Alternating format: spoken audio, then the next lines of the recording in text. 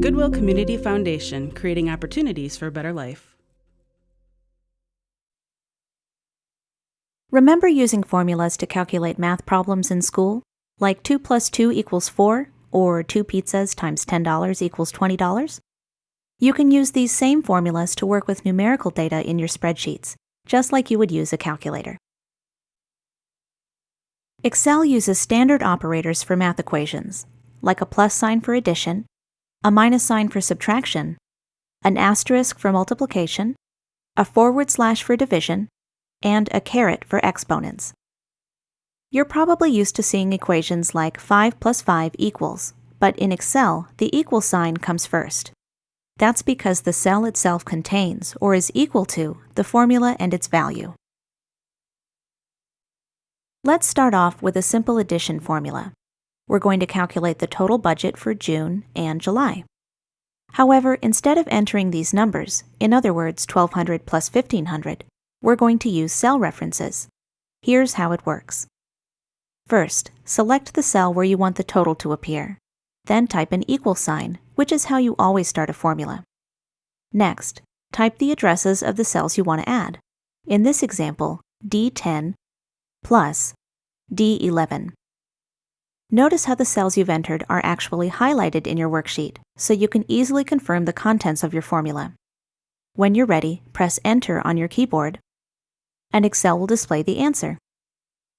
Now, you may be wondering why we used cell references instead of numbers.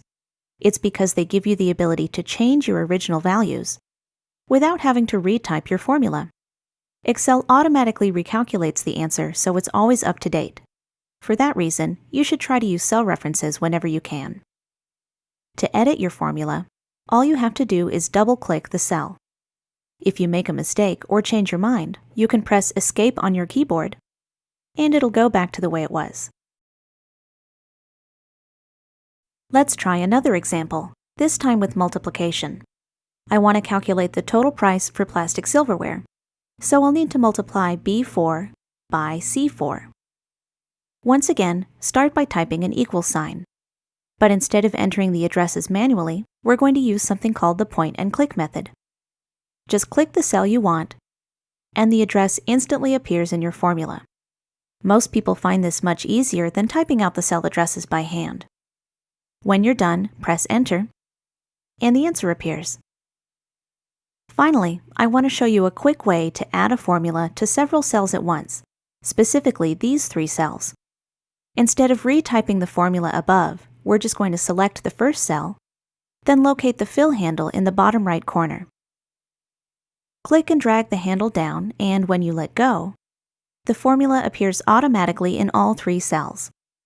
Now we can see the total cost for each item. This is a great shortcut for duplicating formulas if you plan to use the same one more than once.